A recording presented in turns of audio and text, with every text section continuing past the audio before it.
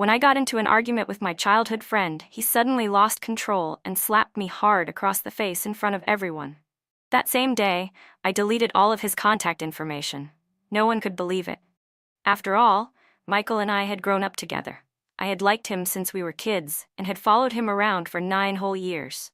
Why? He asked in confusion. Just because of one slap? Yes, I said calmly, without hesitation. When Michael hit me across the face, I didn't even register what was happening. There was a dull, heavy smack, and I staggered backward. My head buzzed from the impact. My left cheek turned hot first, then it burned like fire. I held my face and looked at him in shock. My childhood friend Michael had just slapped me in front of everyone because of a dispute about a transfer student. Michael suddenly realized what he had done. His expression froze for a moment, then quickly twisted with anger and impatience. Can you stop causing drama here? Jenny, go back to your seat. There were a few mocking snickers in the classroom, but most people just stayed silent, watching the scene unfold like a show. Next to Michael stood Flora, casually playing with her pretty green curls. She let out a sigh and said, Michael, what are you doing? Can't you see your little princess is about to cry? Michael's voice turned even colder. Jenny, if you're going to cry, go do it at home. This is a school, not a place for you to throw your princess tantrums whenever you feel like it. Shame, humiliation, and anger all surged in me at once. Huge tears rolled down my cheeks, and as the boys in the class burst into laughter, I rushed out of the classroom. I had no idea where I was going. I just didn't want to go back to class, and I didn't want to face any of those people. The truth is, Michael had never really been patient with me. But that slap, that was the first time. Not just from him. It was the first time in my life anyone had ever hit me. Michael and I had known each other since we were 3 years old. Our parents had been good friends for over 10 years, and we lived across the hall from each other in the same apartment building. I had liked him since I was little. Back in elementary school, I used to get bullied a lot by boys. One boy in particular was especially cruel. He sat behind me, yanked my hair, stuck chewing gum to my chair, and even put little firecrackers inside my desk. I cried and went to the teacher, who scolded him, but then laughed and said, "He's just doing that because he likes you."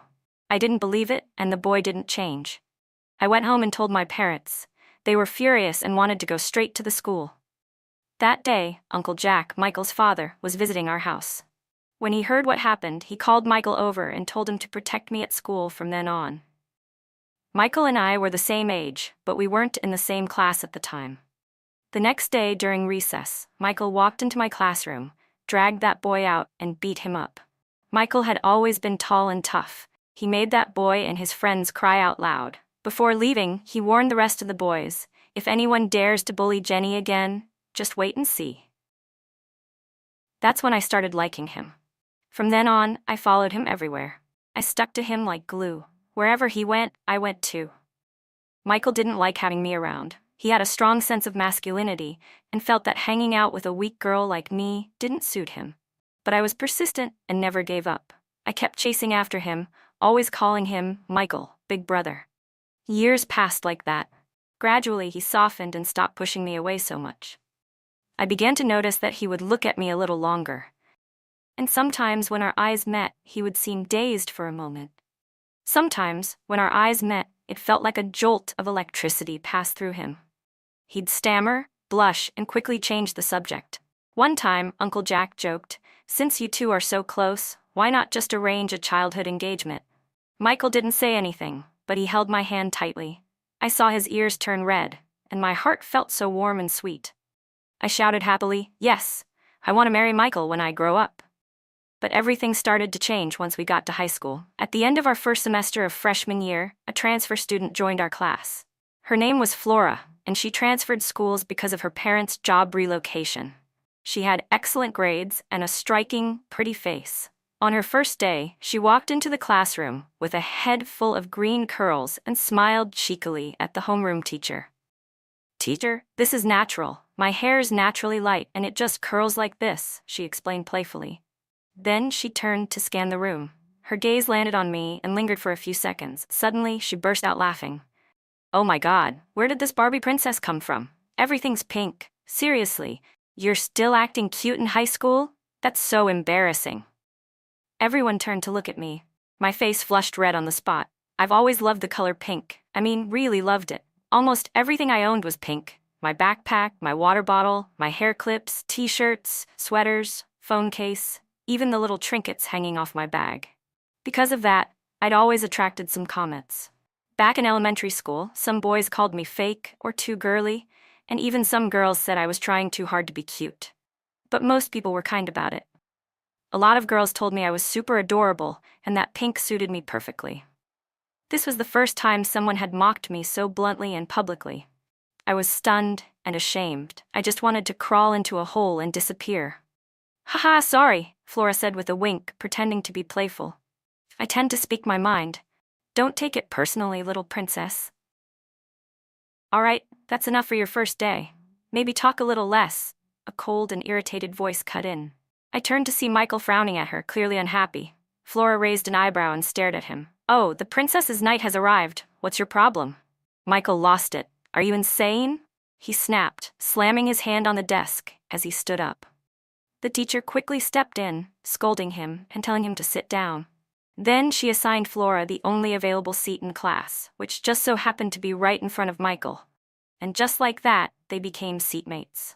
I didn't know when they started getting close. It just happened all of a sudden. One day, Uncle Jack stopped asking Michael to bring me strawberry milk every morning. Instead, he brought plain milk. I stared at the carton in my hand, annoyed. You know I hate plain milk. How could you forget that? I complained. Michael looked a little impatient. It's just because the strawberry milk comes in a pink carton, right? You're not a kid anymore. Drinking strawberry milk every day? From now on, you're drinking plain milk. It's healthier.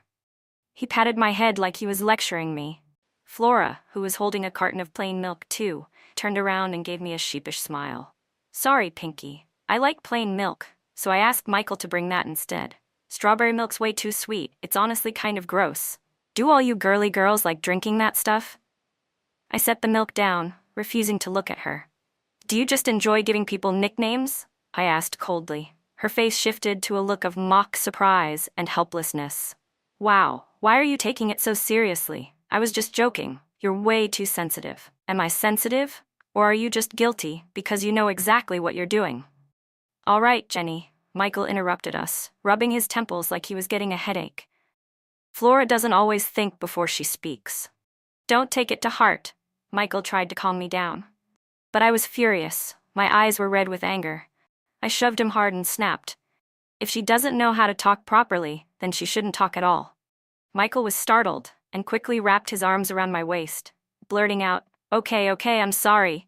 Don't be mad anymore. I'll bring you strawberry milk again tomorrow, all right? Flora's expression shifted instantly.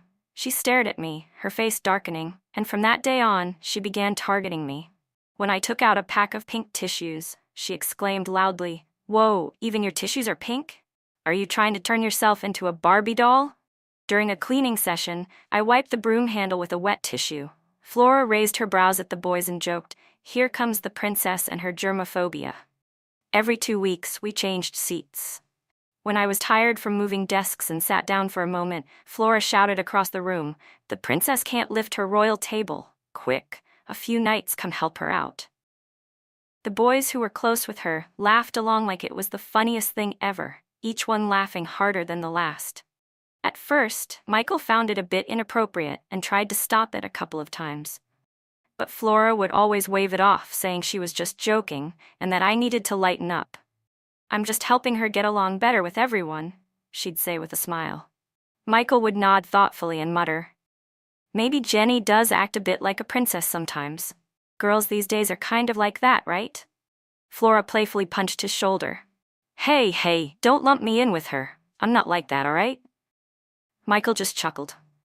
And my heart ached. Deep down, I always knew Michael thought I was delicate, too sensitive, and easily upset.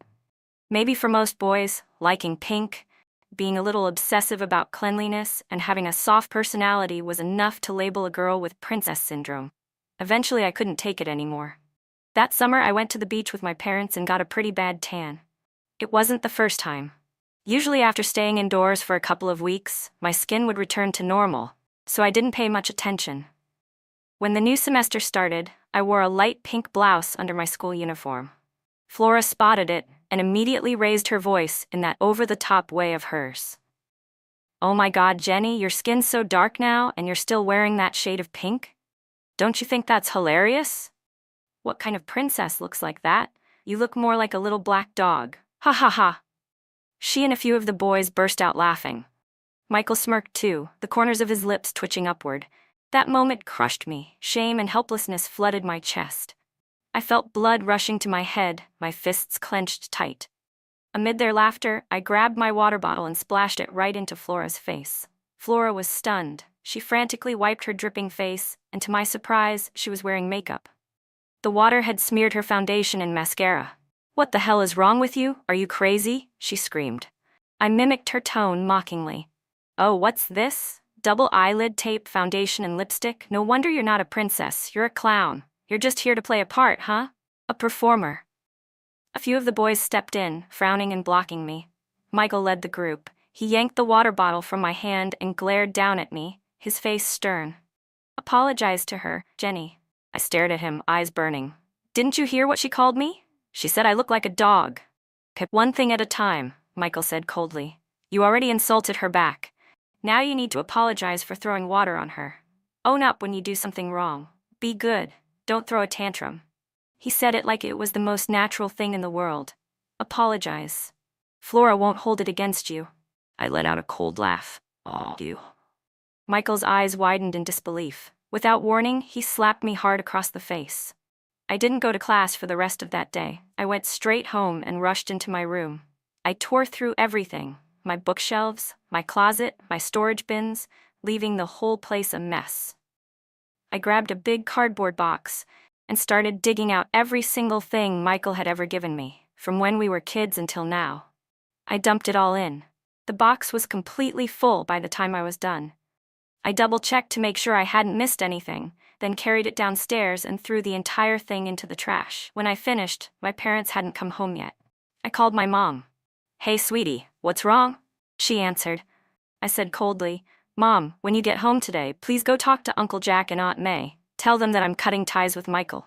From now on, he's not allowed to step into our house. Tell him to stay as far away from me as possible." When Mom came home, she took one look at the slap mark on my face and was both furious and heartbroken. I told her everything that had been happening lately.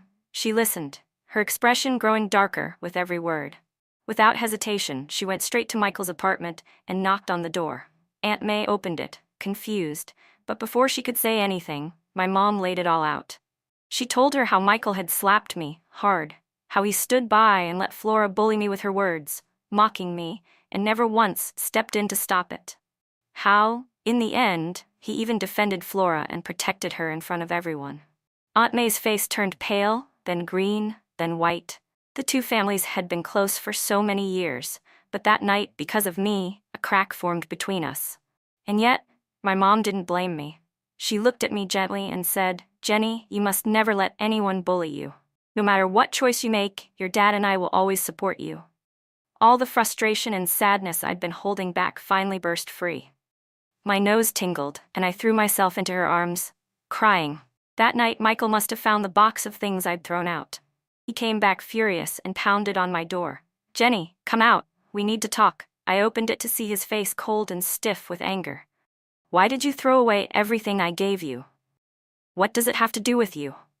I stared at him coldly. The mark from that morning's slap was still on my face. He hadn't held back. The outline of his fingers was still clearly visible, and instead of fading, it had actually gotten worse. Michael's expression shifted. He froze, staring at the bruise on my face, stunned. How did it get this bad?" he murmured. He reached out to touch me, but I stepped back, emotionless. I rarely got hurt. Even when I did, I used to tear up and run to Michael, demanding he comfort me.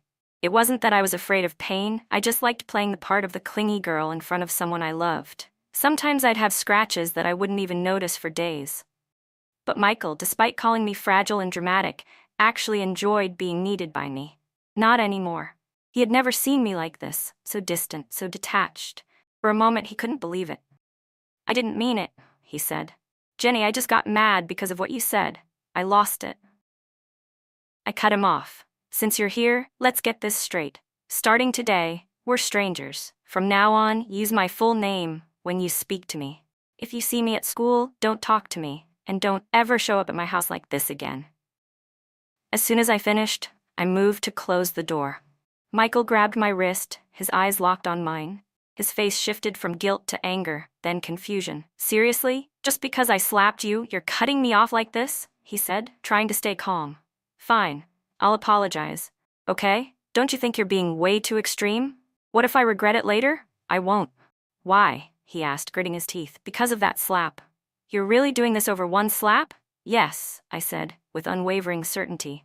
"Fine, if that's what you want, then so be it," Michael snapped. Furious, he turned and slammed the door behind him. The next day, Michael and Flora made a big announcement in class. They were officially dating. I wasn't surprised. Thinking back on it now, the signs were all there. When Flora first transferred to our class, she quickly became close with the boys, thanks to her cheerful and outgoing personality. But she rarely interacted with the girls. In her own words, I only like hanging out with boys. It's just easier. They don't talk behind your back? Girls are always so calculating and full of drama. I can't deal with it. And those little princess types say one wrong thing and they'll hold a grudge forever. I just don't get along with girls. I feel way more comfortable around guys. Because of statements like that, most of the girls in our class didn't like her. Flora would glance over at the boys and shrug dramatically.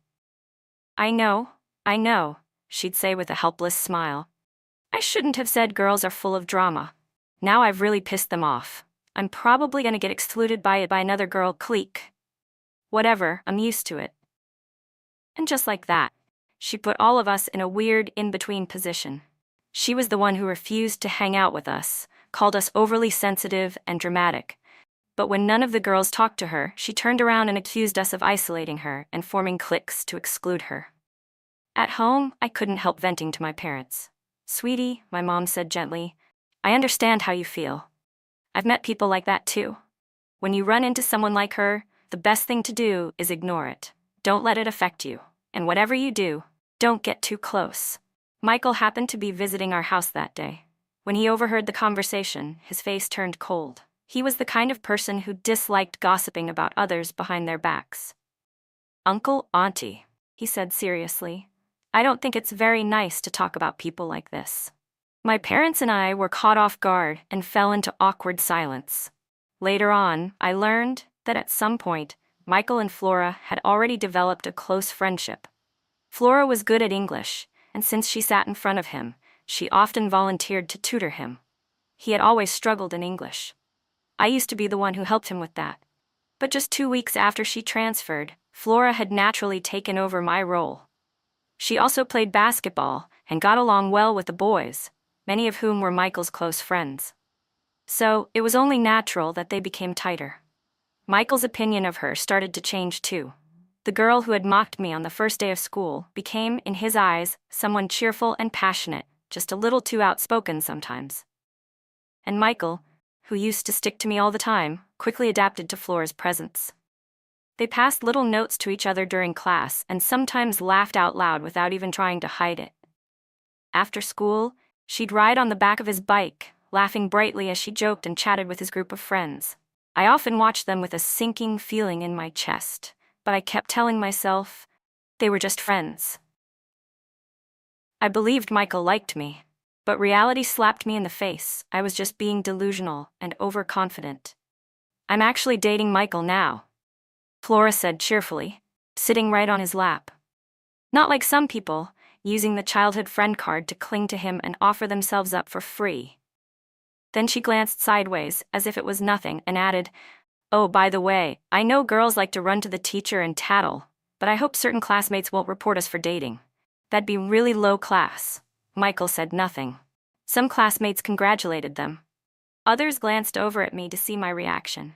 Everyone in class knew Michael and I had grown up together, and everyone knew I liked him. He was the only boy I was close to, and for a long time, I had been the only girl by his side. My desk mate looked at me with concern, but I didn't lift my head. I kept reading my book. The atmosphere in the room was suddenly very awkward. Michael let out a cold snort and looked away. After that, the two of them grew even closer. During breaks, Flora would pull off her hair tie and toss it onto Michael's hand, bossing him around and telling him not to take it off. In class, they passed notes under the table, and Michael would occasionally burst out laughing in the middle of a lecture. At lunch, they ate together, and Flora would steal chicken nuggets off Michael's tray while he just looked at her helplessly and let her do whatever she wanted. After school, she rode behind him on his bike. Her arms clung tightly around his waist. They looked exactly like the inseparable couple they now were. After 10 years of knowing Michael, it was only natural that I'd feel uncomfortable at first, but soon enough I got used to it. Just when I thought we had nothing left to do with each other, that evening after school, Michael stopped me at the school gate. "Jenny." His voice was low, his expression conflicted. It looked like a mix of anger and relief. I couldn't tell. "Flora called in sick today," he said, looking straight at me. I blinked, not understanding what that had to do with me. "Okay? What about it?" Michael stared at me and said bluntly, "What did you say to her?" I paused, then answered calmly, "What could I possibly have said? I've never even spoken to her on my own initiative. I'm not the chatty type, especially not with someone like Flora. Just looking at her annoys me. If she didn't go out of her way to mess with me, I could go a whole year without saying a single word to her. So tell me, what exactly would I have said?" Michael didn't believe a word. His eyes were full of suspicion. "I took her home last night and she was totally fine. But today, she called in sick. When I called to ask what happened, she just cried and said she was sorry. She said she hurt you and begged you not to stay mad at her anymore. So tell me the truth, what did you say to her? Did you hit her?" "You're out of your mind." I had no patience for this. I pushed past him, trying to leave, but he yanked my wrist hard. His grip was tight, like a predator seizing prey, and his eyes locked onto me. "Jenny," he said, "I know you're upset we're dating, but you didn't have to go this far. Don't forget, it was you who said we should act like strangers. If you're jealous now..." He cut himself off mid-sentence. After a moment, his tone softened. "If you just apologize, we can pretend none of this ever happened. Things can go back to the way they were." His voice was tense, like he couldn't wait for me to say yes. I'd had enough. "Are you insane?" I snapped. "Let go. Who the hell do you think you are? I already told you, I didn't do anything. You two can date all you want. I'm thrilled for you. Go ahead and have 10 kids, see if I care. Just stay out of my life, got it? Let go." Michael's face turned stormy, stunned by how cold I was being, but his grip didn't loosen one bit. Just as I was about to struggle free, a hand pressed down on Michael's arm. "Hey," a calm voice said. "Is this how you treat girls now?" I turned to look. It was a boy in a school uniform, about our age. It took me a second to recognize him. It was Carson, a senior from our school.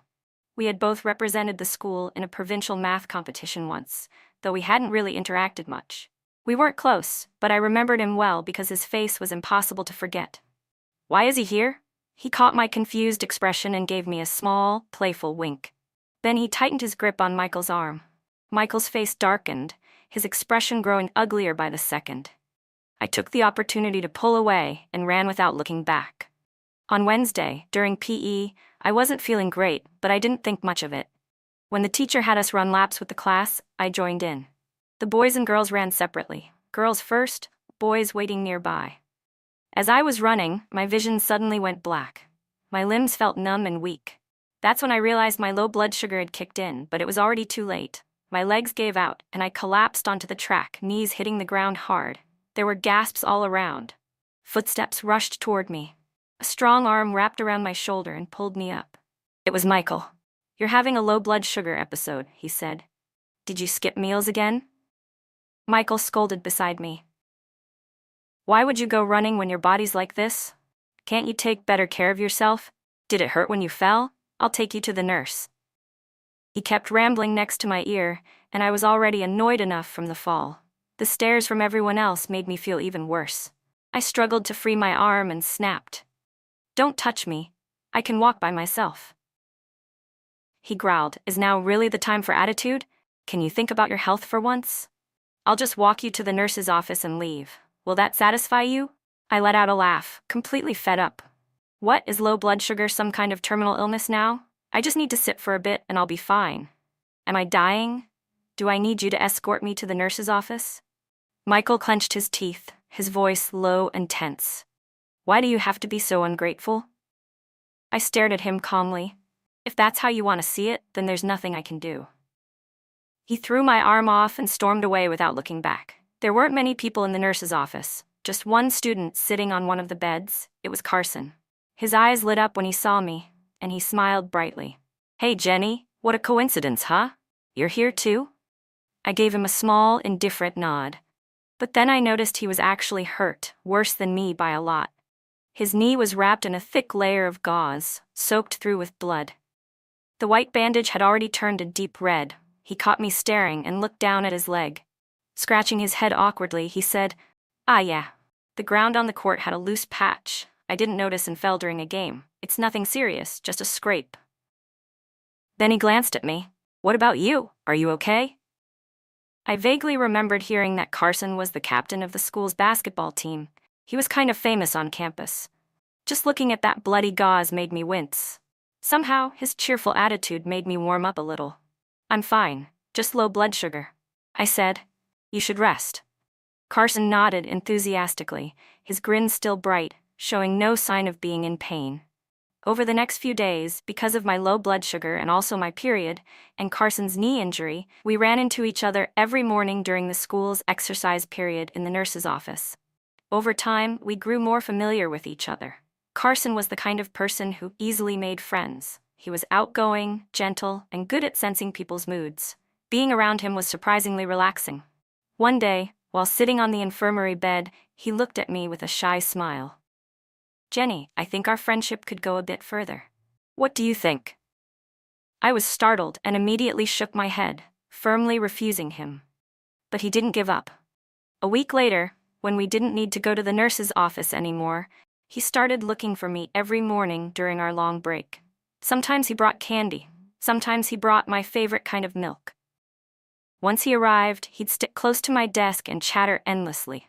What made it worse was that the girls around me always happily gave up their seats for him. Gradually, rumors started to spread all over campus. Everyone was talking about how Carson, the senior heartthrob, was dating a sophomore girl. People were saying it was me. I denied it, but no one believed me. They just gave me that yeah, sure kind of look and said, if you don't want to admit it, that's fine, but everyone already knows. The girl sitting behind me leaned in and whispered excitedly, Hey, I've got a question. Is it true that Carson has an 8-pack? I blinked. How would I know that? She pouted. Don't keep secrets from your girls. We're just curious. I mean, when he plays games, he never lifts his shirt to wipe his sweat. No girl's ever seen him shirtless. The guy's a 10 out of 10, you know? Even my seatmate joined in, nudging me. I heard from someone on the team that he really does have an 8-pack. You're his only girlfriend, of course you've seen it, right? Come on, share. What's it like? Is it amazing? What did it feel like to touch them? One of the girls asked. I tried to recall. He never lifts his shirt, I said. That's not quite right, I think. I remember back when we were in the nurse's office, he always said it was hot and kept complaining about the lack of air conditioning. Sometimes he'd just tug his shirt up to wipe off sweat. I thought about it more. Yeah, I had seen it. He was actually pretty slim. But touching? No, I'd never touched him. Oh my God, girl, you're living the dream. Before I could even finish speaking, the girl behind me suddenly shouted excitedly, Shut up. I only glanced a few times. I defended myself quickly. This has nothing to do with me. I hurried to cover her mouth. Right then, a loud crash cut through the classroom. We all turned toward the sound. Michael had dropped a glass cup, shattering it. His face was pale like a ghost. It took him a few seconds to react before he slowly bent down to pick up the pieces. As he gathered the shards, Flora suddenly let out a sharp cry. Michael, your hand. That's when I noticed the blood. His fingers had been cut, and fresh, bright red blood was running down onto the floor. He just stared at his hand, not saying anything, like he was somewhere else entirely. I've got tissues. Come here, I'll wrap it for you. Flora reached out to grab his hand, but Michael shook her off. Then, in front of everyone, he walked toward me. The cut was deep, but it was like he couldn't feel a thing. Blood dripped steadily onto the floor as he stepped up in front of me. He looked down and said quietly, I'm hurt. Can I get a Band-Aid? I looked at him in silence. I always kept Band-Aids on me. Michael knew that. Back when we were kids, he used to get into fights for me all the time. In elementary school, boys would pull my braids, flip my skirt, or stuff weird things in my desk or backpack to scare me. When we got to middle school, a boy who liked me got mad when I rejected him, and along with his buddies, spread rumors that I was promiscuous, flirting with boys, leading them on, accepting their gifts. Michael beat them up, one by one. After that, no one dared spread rumors about me again. There was even a time when that same boy gathered some guys after school and ambushed Michael in the hallway. Our school had floor-to-ceiling glass panels then, and Michael was caught off guard. They pushed him straight through the glass. He crashed through the window and landed on the ground covered in shards. Luckily, it was only the first floor, so the fall wasn't too bad, but his arms were torn to shreds by the broken glass. When I found him, his uniform was soaked in blood. His face was twitching in pain, but he still gritted his teeth and told me it didn't hurt. I couldn't stop crying, my vision blurry with tears as his wounds continued to bleed. From that day on, I always carried Band-Aids with me. Even though I handled things on my own after that, never telling Michael when I got hurt because I didn't want him to worry, that habit never changed. He used to tease me for being overly dramatic, but I could see the smile in his eyes. I knew he actually liked it. But when Flora transferred, she once saw my Hello Kitty Band-Aids falling out of my bag and laughed. "You're already grown up and still using Hello Kitty Band-Aids? That's so childish. Even when you're hurt, you're trying to act cute." Michael had laughed too, and nodded. I pulled myself out of the memory and looked at Michael. I shook my head gently. "I won't give you a Band-Aid," I said. "Not now. Not ever again." Michael didn't look surprised. Blood was still smeared across his skin. He let out a dry, almost mocking laugh. "Got it." His eyes dimmed instantly like a star falling from the sky. After school, Flora cornered me at the back door of the classroom. "Let's talk," she said. This time she wasn't smiling. Her expression was serious. I was honestly getting fed up. Why did they keep coming to me one after another? Was I some kind of checkpoint in their relationship? They could date all they wanted, and I was just trying to focus on school. We clearly had nothing to do with each other anymore, so why was one stopping me today and the other asking to talk tomorrow? Flora looked at me with a somber gaze. After a long silence, she said, "I really don't understand. What is it about you that makes him think about you all the time?" I almost laughed. "You don't have to beat around the bush, just say what you want to say." Her face darkened. She glared at me and spat. "You must be feeling pretty smug, huh? Sure, Michael's dating me now, but it's obvious he still likes you. Just seeing you with another guy is enough to send him into depression. You've been ignoring me for days. I don't get what's so great about your stuck-up little princess act.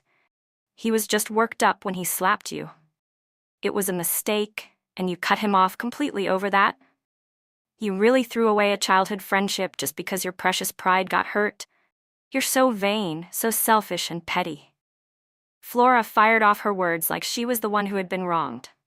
I listened quietly until she was done. Then I said calmly, "You don't need to test me. I'm not getting back with him." She froze. I smiled. "It must be pretty awkward, huh? Getting sent by your boyfriend to check how his childhood friend feels about him. But don't worry, I meant it when I said we're strangers now. That's for life. When I say I'm done, I'm done. I don't recycle garbage. Tell Michael I said that. I still mean it. Stay the hell away from me." Flora's face twisted with a mix of guilt, humiliation, and confusion. As I walked away, I heard her voice behind me, sharp with disbelief. "Jenny, all because of one slap? Just because he hit you once?" "Yes," I said again without hesitation, "just because of that one slap." That night, I got a call from an unknown number. I didn't think much of it and picked up. "Jenny, it's Michael." It must have been a new number, probably a new SIM card. "Are you serious?" I snapped. "Haven't you done enough?" I was about to hang up when he said quickly, "Wait, just listen." I went silent.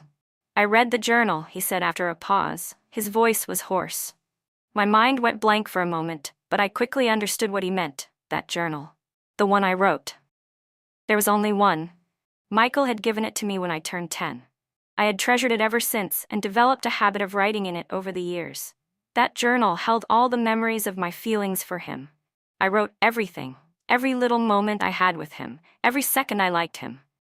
I even imagined that one day, after we got married, I would give it to him. It was going to be my long, heartfelt confession. I thought I threw it away. I picked it up that day, he said, voice trembling. Jenny, I'm sorry. I read your journal. I had no idea you liked me that much. I'm so sorry for ignoring it all this time. The day I slapped you, I regretted it immediately, and honestly, I've never seen you as just a little sister. I cut him off. When did you pick it up? The line went quiet. It's been a while, hasn't it? I laughed. Then why are you only calling me tonight? Is it because you just opened it today? His voice sounded weak. It's because I've been in a relationship. I didn't. You didn't feel the urgency before, but now, for the first time, you feel threatened. That your place in my life is actually being replaced. So tonight, months later, you suddenly got the urge to humble yourself and finally read that dusty old journal. Jenny, no, it's not. I didn't let him finish. My tone was calm and steady. Michael, you should know this by now. A late apology and a long overdue confession won't change anything. Clinging to that journal would only make the remaining memories feel awkward and misplaced. It doesn't mean anything anymore. You should throw it away. Don't call me again. Don't come looking for me either. I'm really tired of it. I hung up the call. My birthday was a week away. My parents were throwing a party and told me to invite classmates. At first, I didn't want to invite Michael or anyone from his circle, but since they'd been keeping their distance lately, I figured there was no need to stir up drama. So I handed out invitations to everyone equally. Carson shamelessly asked me for one too, and I gave it to him. On the day of the party, I dressed up and attended as the birthday girl. Michael came too. He wore a suit, and Flora clung to his arm, perfectly made up and practically glued to his side. She was holding on to him tightly, as if trying to eliminate every inch of space between them. Michael's face was expressionless. I didn't greet them. I walked straight over to the adults. The party was fun, though a little exhausting. At some point, I stepped out alone onto the terrace to get some fresh air and rest. The breeze was cool and calming. Then I heard footsteps behind me. I didn't want to admit it, but after all these years, I still recognized his footsteps right away. He stopped behind me and said in a hoarse voice, "Can we talk?" I turned around. Michael's eyes were red. I kept my face neutral. "Sure," I said flatly, "but if we're going to talk, I hope this is the last time." He looked pale. He gave a bitter, self-deprecating smile. "Does it really have to be like this between us, Jenny? No matter how much I beg, will you never forgive me?" I looked away. "I don't get it," he went on. "Didn't you always like me? You know I like you too. We were this close to confessing to each other. Why are you treating me like this?" He finally said it. For the first time, he admitted he liked me too.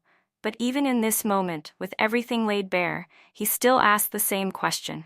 Is it really just because of that slap? And just like before, I didn't hesitate. I nodded.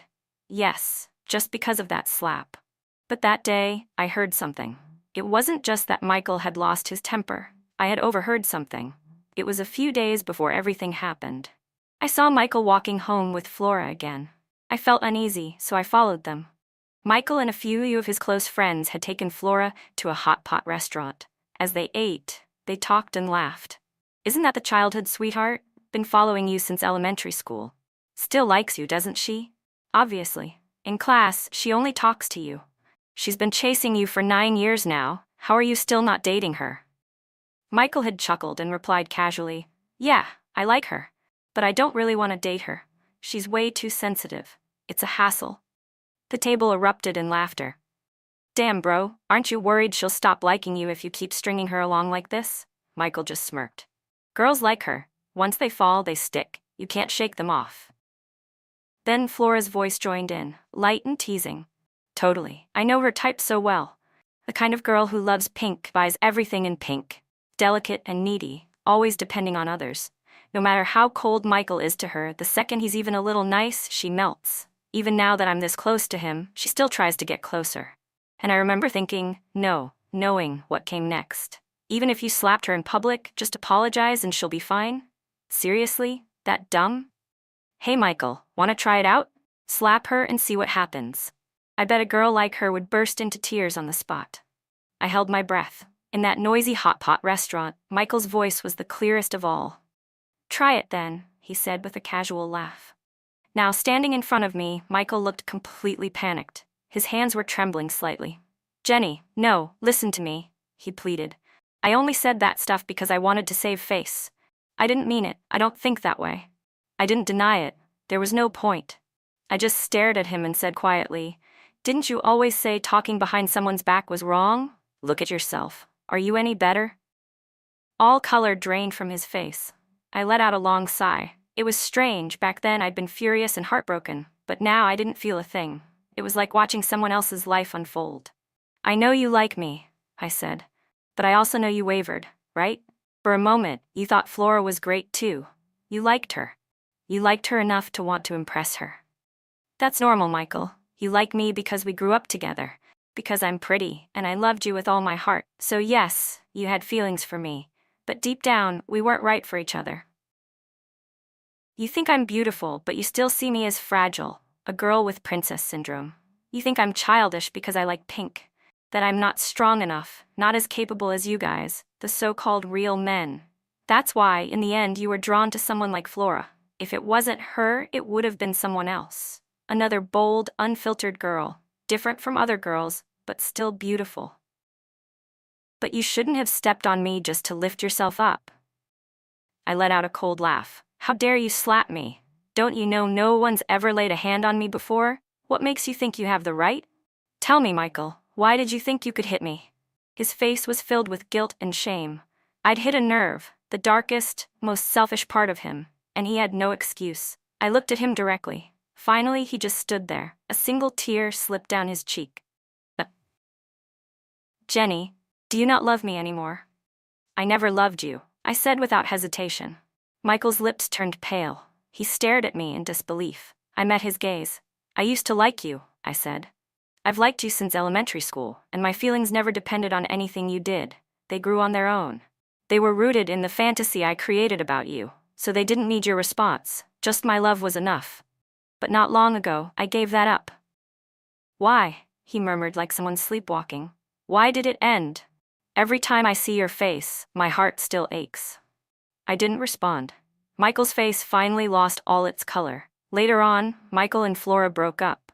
I don't know why, but suddenly he was doing things that reminded me of our childhood. There was one boy who used to sit behind me. He pulled my hair, stuck gum on my chair, even snuck firecrackers into my desk. Now, Michael started buying me my favorite breakfast every morning. At lunch, he'd save the most popular dishes for me. After school, he followed me from a distance, saying he wanted to protect me. It felt like we were back in elementary school. Only this time, he was even more attentive than before. I asked him what he was doing. He just shook his head and looked at me with sorrowful eyes. Eventually, he said he just wanted to make it up to me, to take care of me. To be honest, no one could make him stop.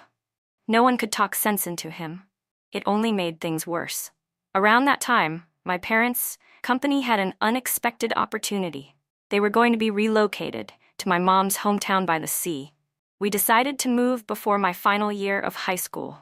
We'd transfer to a school in that coastal city. I didn't tell anyone in advance. Over the weekend, I quietly messaged a few close friends to say goodbye. Michael was the last to find out. I don't know how he managed it, but on the day we left, he chased after our car for what felt like forever. I sat in the front passenger seat, staring at the rearview mirror. I watched him run with everything he had, arms outstretched as if begging me to stop. I saw his face, drenched in tears, pale and desperate. "Don't go. Please don't go. I haven't even told you."